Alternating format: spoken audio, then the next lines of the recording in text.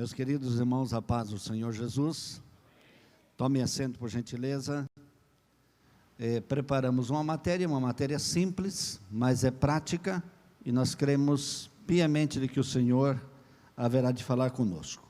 Nossa matéria está na página número 46 do módulo que você tem em mãos, e nós vamos ler o texto que foi colocado aqui. É 1 Timóteo capítulo 4, versículos 6 a 16. Vamos lê-lo e tecer alguns comentários, visto que a hora já é passada. Nós não queremos enfadá-los. A teologia pastoral diz que auditório cansado e faminto não suporta prolongado sermão. Então nós precisamos dizer aquilo que temos para dizer em alguns minutos. Diz assim o texto: propondo essas coisas aos irmãos, será bom ministro de Jesus Cristo, criado com as palavras da fé e da boa doutrina que tem seguido, mas rejeita as fábulas profanas e de velhas, e exercita-te a ti mesmo em piedade. Porque o exercício corporal para pouco aproveita, mas a piedade para tudo é proveitosa, tendo a promessa da vida presente e da que há de vir. Esta palavra é fiel e digna de toda aceitação, porque para isto trabalhamos e somos injuriados, pois esperamos no Deus vivo, que é o Salvador de todos os homens, principalmente dos fiéis. Manda estas coisas e ensina-as. Ninguém despreze a tua mocidade, mas seu exemplo dos fiéis na palavra, no trato, no amor, no espírito, na fé, na pureza. Persista em ler, exortar e ensinar, até que eu vá. Não desprezes o dom que há em ti, o qual te foi dado por profecia, com imposição das mãos do presbitério. Medita estas coisas, ocupa-te nelas, para que o teu aproveitamento seja manifesto a todos. Tem cuidado de ti mesmo e da doutrina. Persevera nestas coisas, porque fazendo isto te salvarás tanto a ti mesmo como aos que te ouvem. Você pode dizer amém pela palavra de Deus? Glória a Deus.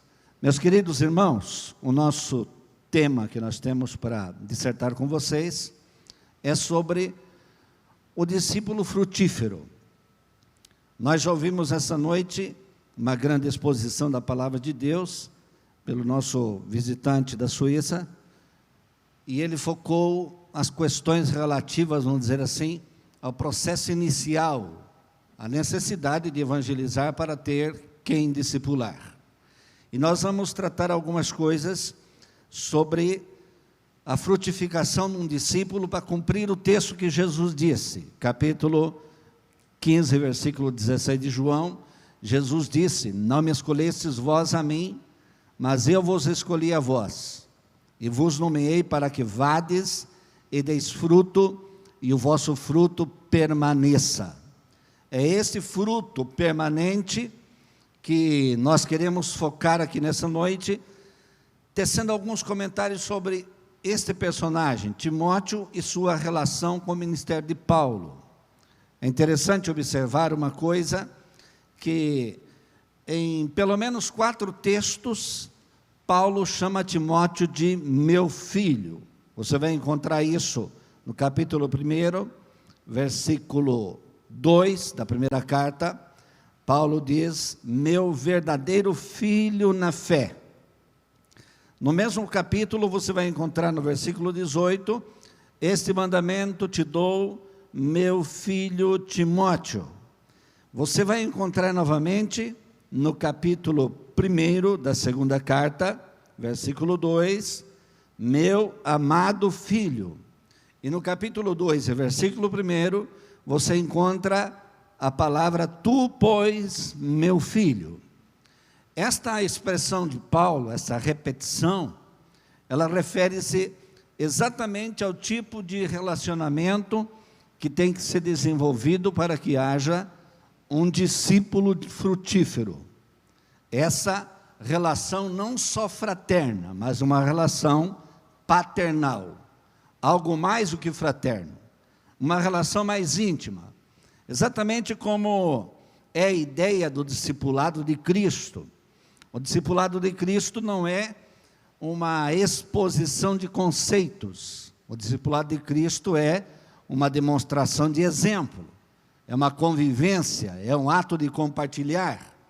É um estilo de vida. É conviver, é estar junto, é compartilhar. É partilhar as coisas da vida. Esse é o discipulado de Jesus.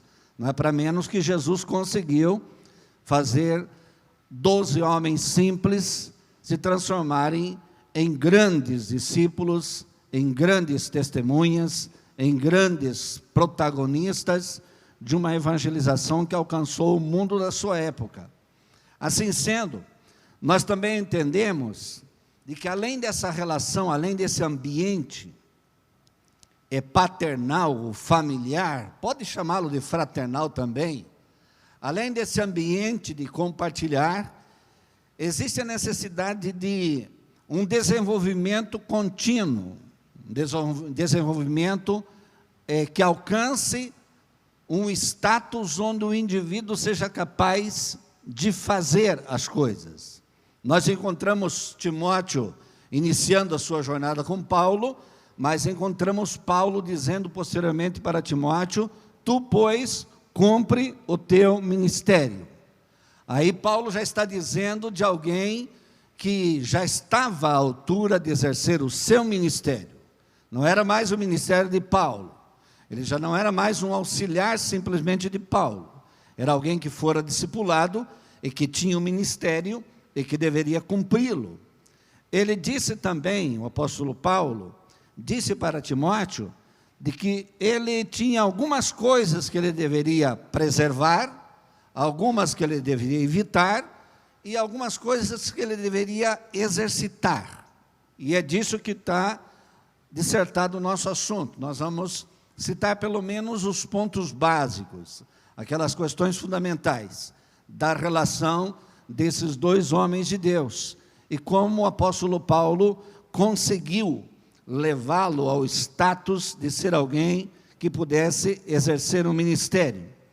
Ele disse, na leitura que acabamos de ler, que se ele propor essas coisas aos irmãos, aquilo que Paulo havia ensinado, ele seria um bom ministro de Cristo, criado com as sãs palavras. E esta palavra, criado, do termo educar ou instruir, Paulo usa uma palavra semelhante a essa no capítulo 6, e versículo 4 de Efésios, quando ele fala para os pais. Para os pais ele diz para criar os filhos, ele usa o termo imperativo, criai-os, na doutrina e a demonstração do Senhor. E a palavra criai-os, utilizada por Paulo em Efésios 6 e 4, do termo grego ektrefo, significa conduzir desde a infância até a idade adulta, que envolve alimentar, proteger, conduzir e dar a formatação que a pessoa precisa para poder ter uma vida independente de que alguém esteja sempre ao redor, sempre protegendo, mas ele possa por si mesmo frutificar. Logo vamos entender que esse discípulo frutífero, ele não vai acontecer como resultado de uma única reunião, ou como resultado de um curso. Ele não vai acontecer como resultado de um encontro. Ele vai acontecer como resultado de uma vida compartilhada com alguém que vai dando sustentação, que vai dando suporte, que vai encaminhando, até o ponto dele poder chegar a exercer o seu ministério, a sua vocação, o seu trabalho. Olhando para esse cenário, nós vamos encontrar Paulo cruzando-se com a vida de Timóteo no capítulo de número 16, versículos 1 a 5 de Atos. Ali Paulo estava fazendo a sua primeira viagem missionária, ele tinha feito uns 6 anos antes, e nesse texto estava fazendo a sua segunda viagem missionária.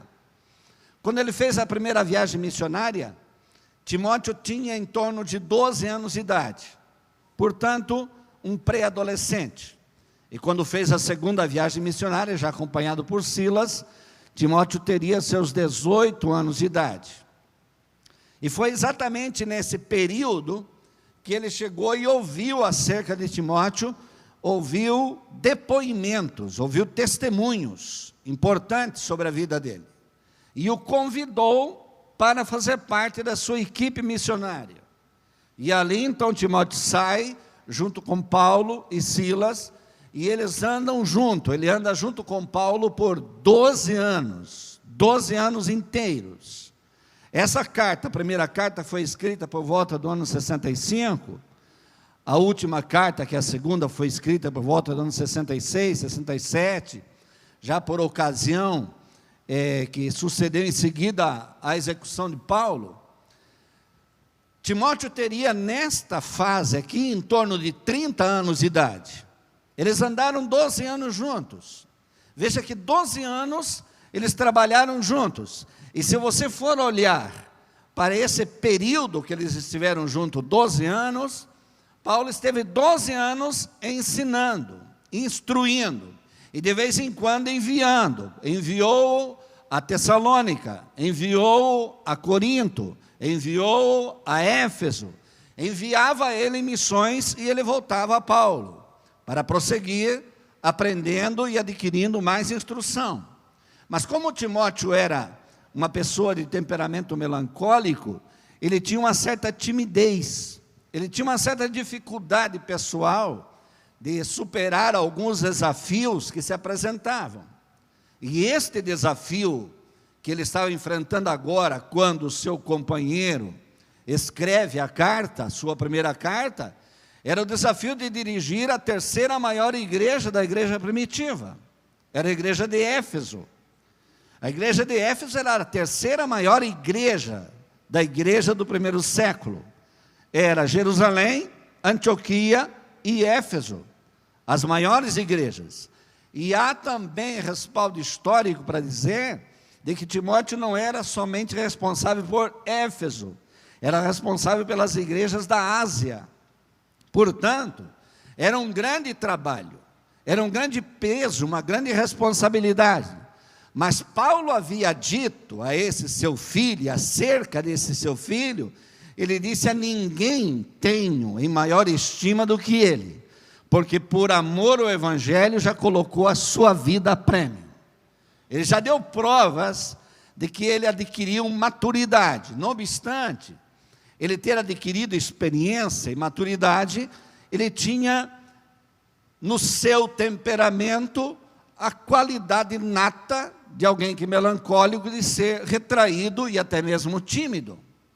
E diante de um cenário daquele, se você ler a carta de Paulo aos Efésios, você vai se dar conta de que havia naquela igreja um nível de conhecimento elevadíssimo.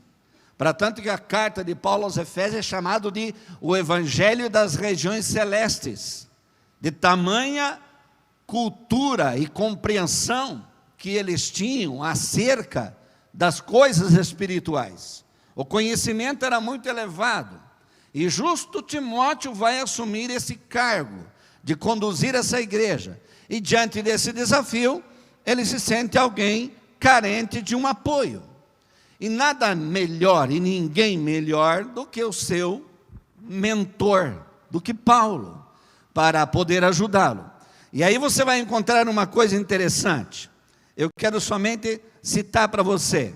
Na tua apostila está no capítulo 1, parágrafo 3.1. O exemplo de Paulo. O exemplo que Paulo dá. Está em 1 Timóteo, capítulo 1, versos 12 a 17. Não vou ler com vocês para aproveitarmos o tempo.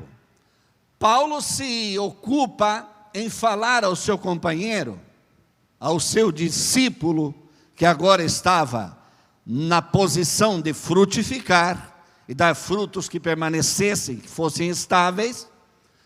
Paulo começa a falar para ele acerca de si mesmo. É interessante você observar isso aqui, porque existe aqui uma psicologia de Paulo.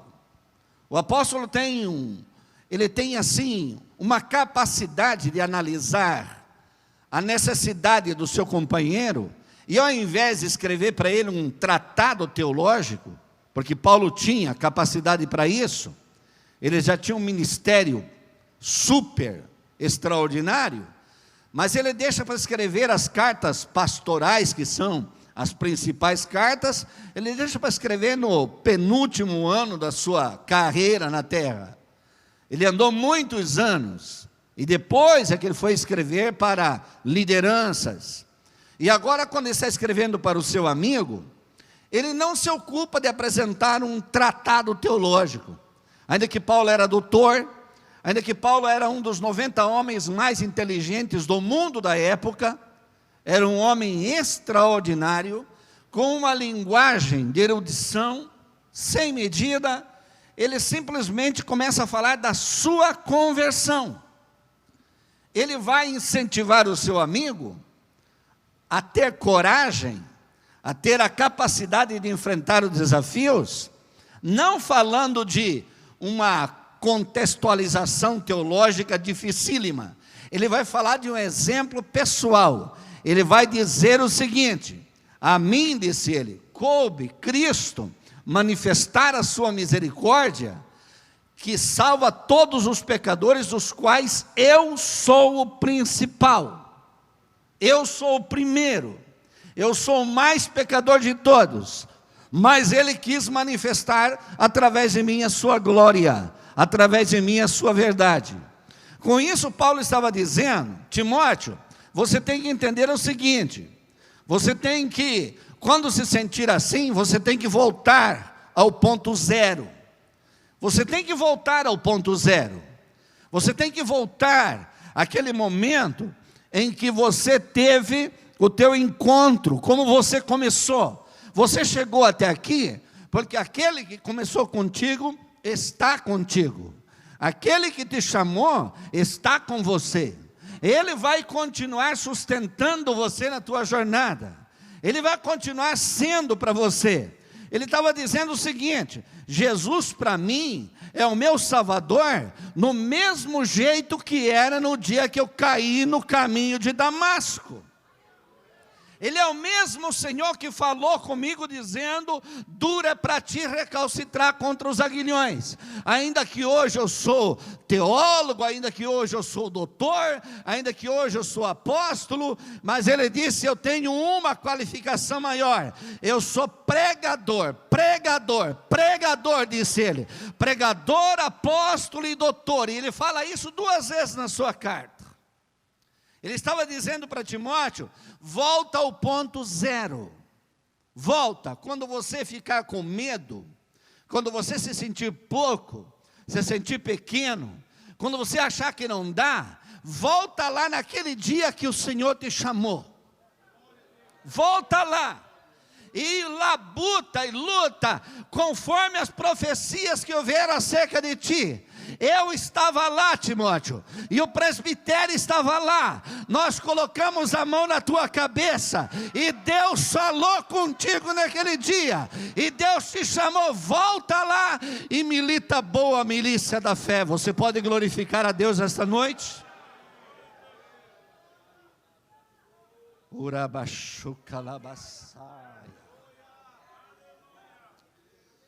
Você que está aqui nessa noite me ouvindo, precisa voltar ao ponto zero. Você necessita voltar ao ponto zero e lembrar-se do que aconteceu naquele dia que você foi chamado.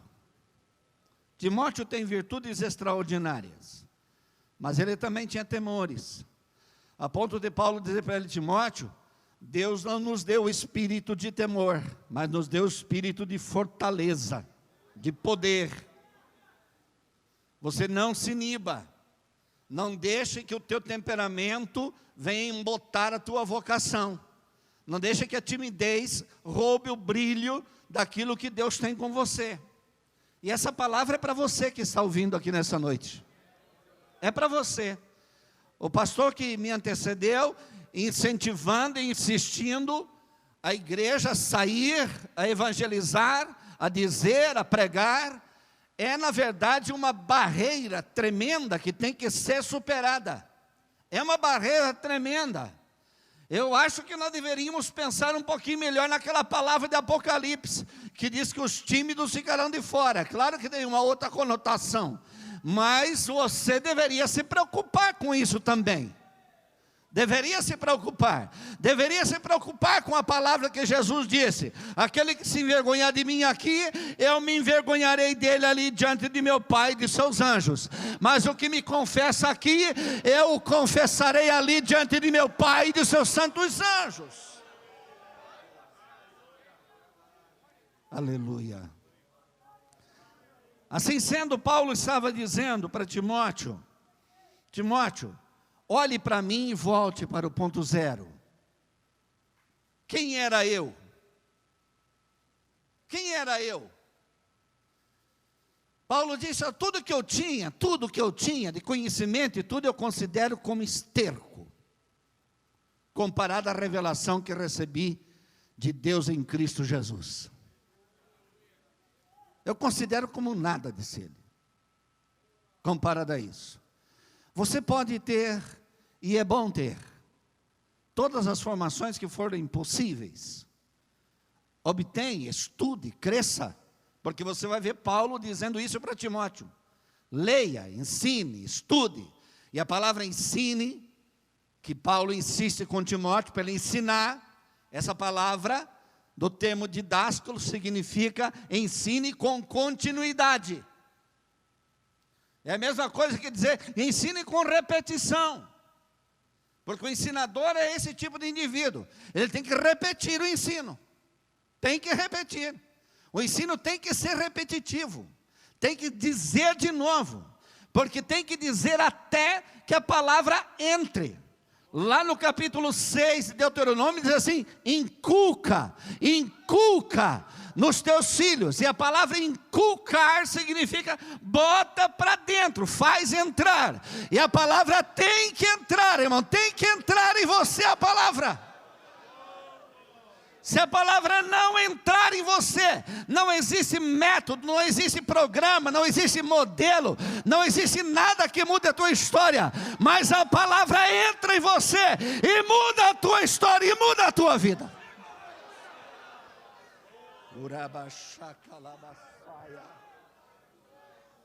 Aleluia. Aleluia.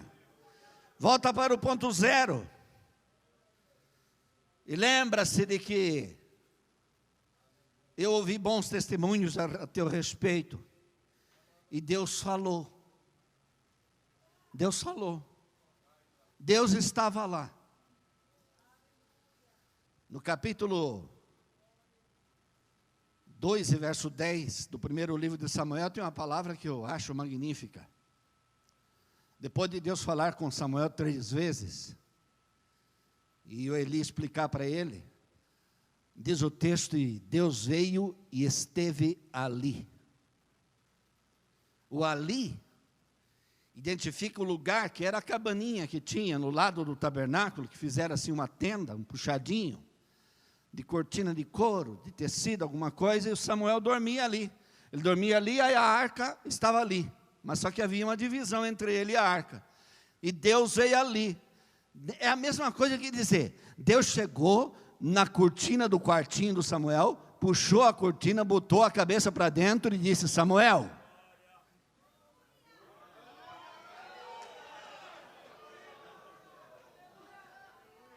É exatamente isso, é isso. É esse ponto que dá sustentabilidade e que dá capacidade de você superar qualquer desafio que se apresente.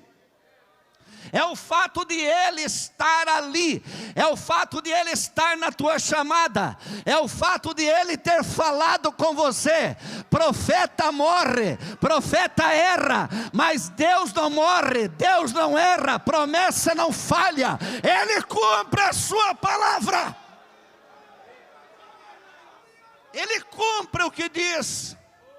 Ele estava ali no dia que te chamou. Ele estava ali no dia que falou com você.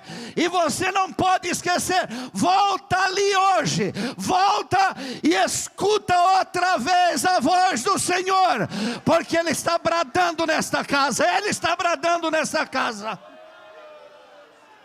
Urabashakalabasaia, Uramasuri cantarabashaya,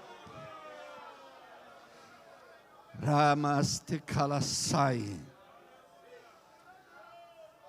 Paulo queria que Timóteo estivesse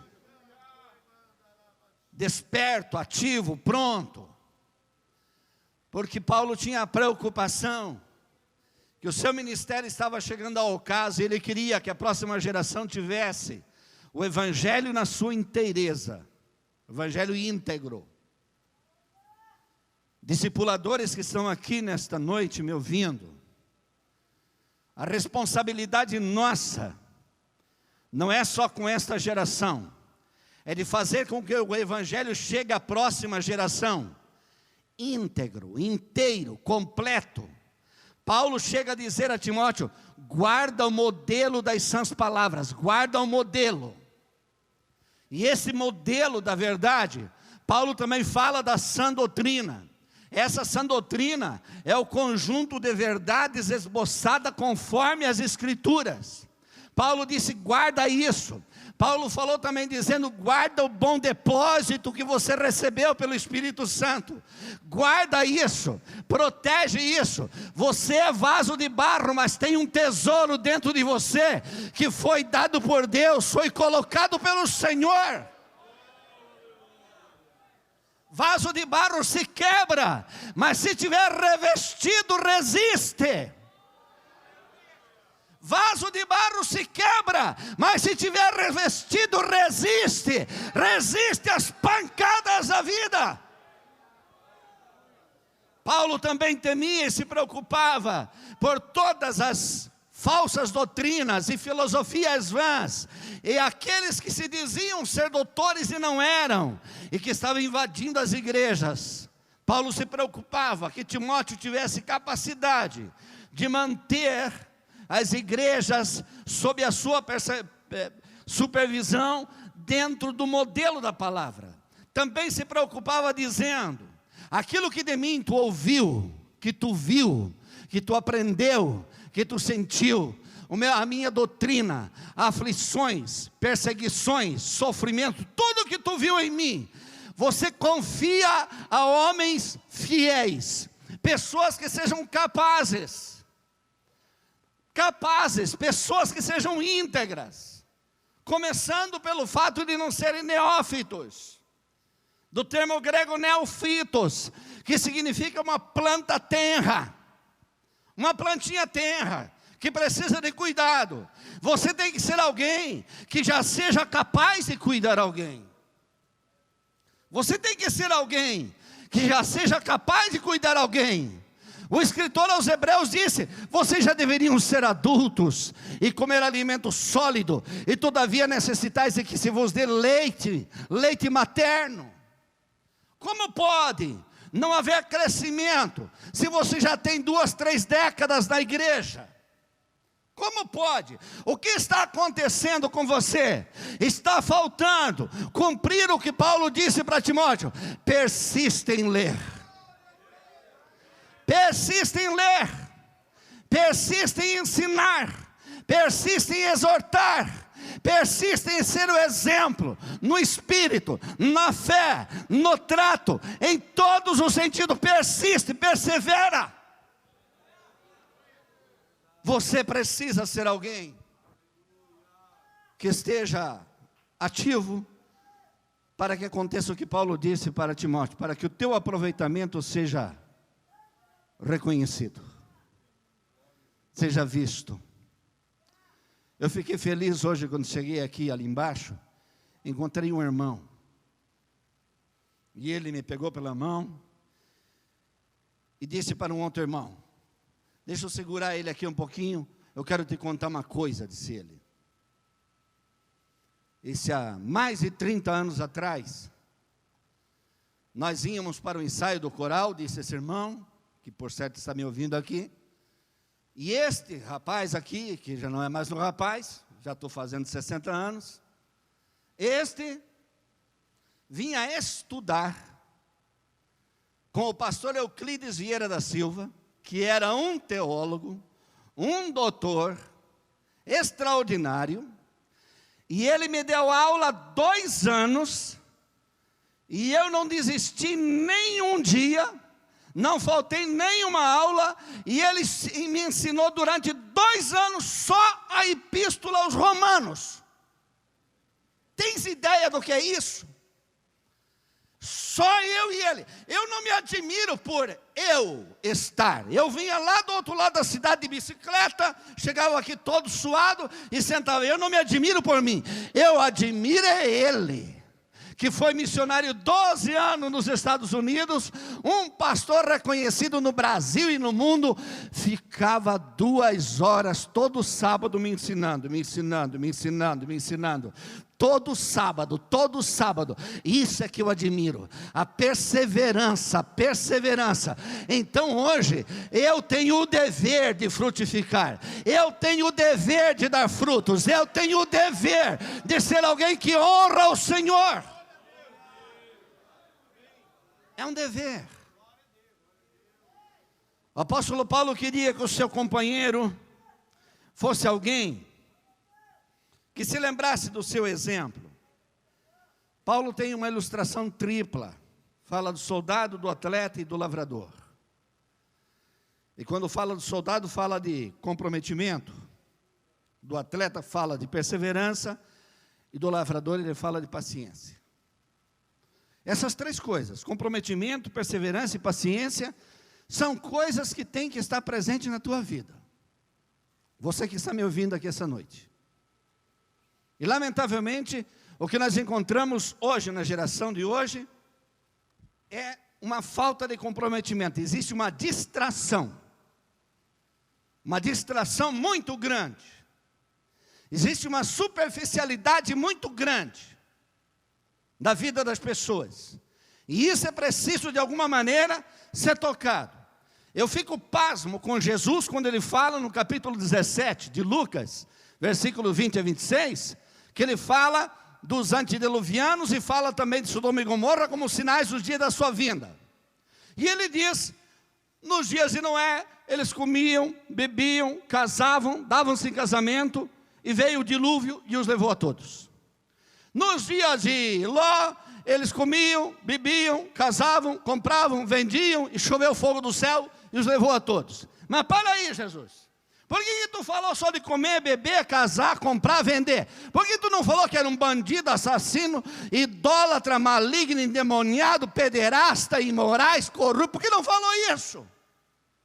Por que não falou isso? Não foi simplesmente por isso que eles se perderam. Eles se perderam pela distração.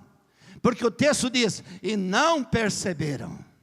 E não perceberam. Eles não se deram conta. Esta geração está sendo distraída com muitas coisas. E não está se dando conta de que Ele está vindo aí. Jesus está vindo aí.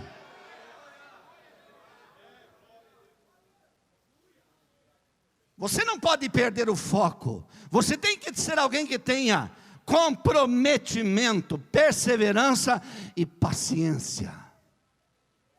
Não é fácil falar isso, não. Ter paciência. É muito difícil, complicado, difícil. E não é fácil você enfrentar essas coisas. Muito bem. Eu vou dar assim um pulo bem rápido. E vamos lá para o último tópico da nossa... O número 4, exercício da piedade. Para finalizar, a hora já se foi, mas eu quero dizer essas coisas para vocês. O exercício da piedade é literalmente, que Paulo fala do mistério da piedade, que ele fala desde a encarnação de Jesus até a sua entronização, ele chamou isso de mistério da piedade. Porque a palavra piedade do termo grego eusebeia, ela significa religiosidade, espiritualidade, ou a prática da vida espiritual. E quando ele fala do exercício da piedade, ele está falando, como figura de pano de fundo, Paulo tem os atletas que se preparavam para as disputas, principalmente os atletas gregos. Ele tem como pano de fundo essa ideia. Esse exercício, ele fala do exercício corporal. E se para pouco aproveita, comparado com a piedade que para tudo é proveitosa. Ele não está dizendo que exercício físico não presta. Eu estou tomando uns remédios e perguntei para o médico agora esses dias, essa semana. Quando é, doutor, que vai tirar essas coisas? Ele disse, o dia que você começar a caminhar. Eu digo, para aí, caminhar, estou caminhando. Eu vou para a igreja, venho para casa, e ando para lá e para cá. Não, mas é outra caminhada. É exercício. Exercício. Então o exercício físico, Paulo disse, comparado com a piedade, para pouco aproveita, porque a piedade para tudo é proveitosa. E aí Paulo vai falar desse exercício. Ele, como era um pastor, jovem pastor, ele diz, esse exercício você tem que primeiro se preocupar em expor o ensino. Você tenha cuidado de você, tenha cuidado da doutrina e ensina. E ensina com continuidade. Ensina com continuidade. Te apresente ao Senhor Deus como um obreiro aprovado, que não tem do que se envergonhar. E a palavra aprovado, no termo grego dokinos, significa a palavra que era usada para dar a qualidade do ouro para a confecção das moedas reais. Quer dizer, não pode ter nenhuma cinza, nenhuma borra, nenhuma falinha, tem que estar limpo, então está dokinos. E eu espero que você essa noite esteja dokinos, esteja sem cinza, esteja sem borra, esteja sem fresta, esteja sem rachadura, esteja sem falhas, que permita o inimigo te envergonhar diante de Deus. Aí ele diz, não se envolvas em coisas supérfluas, se ocupa do teu ministério, seja o exemplo. E o exemplo ele cita na palavra, que significa no ensino e na honra. Tanto quanto a ensinar, como ser honrado na palavra, no trato, no tratamento e também no comprometimento. Ele diz na caridade, o amor em prática, no espírito, no ânimo, na disposição. Você tem que ser alguém, irmãos, muito entusiasta. Muito entusiasta. Você tem que ser disposto. Eu já cheguei ao púlpito muitas vezes, porque eu fiquei doente há 3 anos atrás, mas já vinha doente há 15, 16 anos antes. E muitas vezes eu não conseguia entrar na igreja caminhando normal, porque eu não conseguia subir uma rampa, os pés não deixavam. Eu entrava de ré, entrava de costa. Já pensou você convidar um obreiro e ele entrar de ré na tua igreja?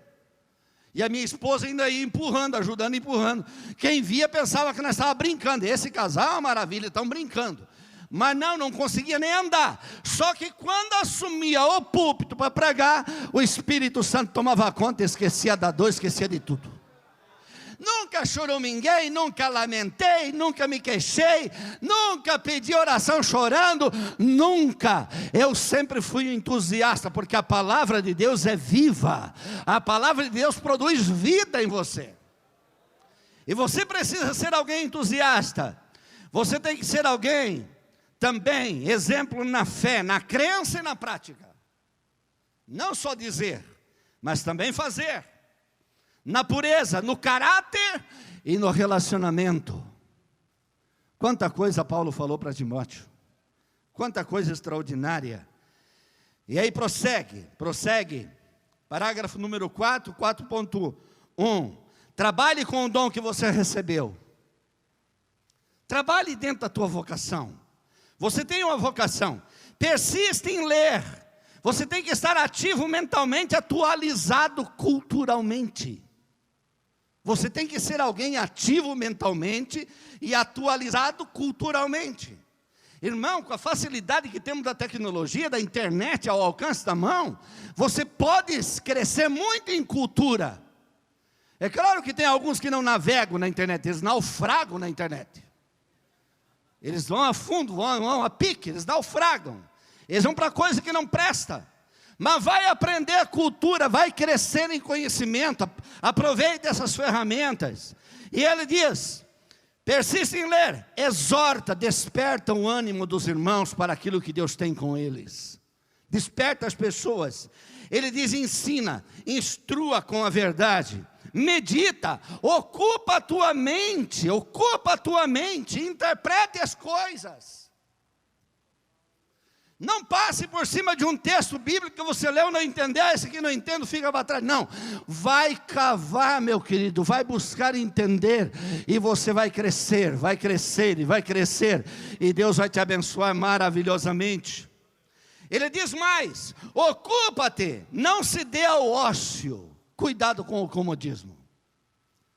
Pessoas ociosas, o Senhor passa e diz com uma parábola das diversas horas de trabalho: vai trabalhar na minha vinha, vai trabalhar, vai te ocupar na minha vinha. Não importa se é 1 hora só que vai ter no dia, eu te darei a devida recompensa no final. Trabalhe, se ocupe. E por último ele diz: mostra crescimento, desenvolva-se, não pare de crescer. Não pare de crescer. Não pense que você atingiu o top. Atingiu o top. Eu sou o máximo. Não preciso mais nada. Esse negócio de aprender é para quem não sabe nada. Na realidade, aprender é para quem sabe e deseja saber mais. É para quem sabe e deseja saber mais. Se dedica a essas coisas. Olhe para Paulo, leia a carta de Paulo, as 2 cartas que ele escreveu a Timóteo. E nós vamos ter o privilégio, irmão, de nos despedir um dia com a máxima paulina: acabei a carreira, guardei a fé. Acabei a carreira, guardei a fé, eu combati o bom combate, e desde agora me espera a coroa da justiça, a qual o justo juiz me dará, não somente a mim, mas a todos quanto amarem a sua vinda. Você glorifica o Senhor nessa noite e fica de pé em nome de Jesus. Glória a Deus. Eu quero orar com você.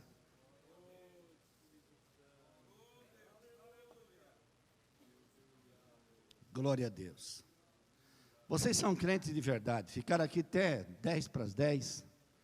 Vocês são uma bênção de Deus. Glória a Deus. Levante a tua mão assim comigo. Pai Celestial, nós queremos te agradecer pela bênção da tua palavra, da tua presença, a unção do teu Espírito que está aqui nessa noite sobre nós. E o Senhor fala poderosamente aos nossos corações. Ajuda-nos, ó Deus, pela tua misericórdia, a seguirmos o exemplo desses homens de Deus, tanto daquela época quanto nos dias de hoje. Temos homens que são exemplo. Pai, abençoa-nos com a tua graça e a tua misericórdia. É o que nós oramos te agradecendo por tudo em nome de Jesus.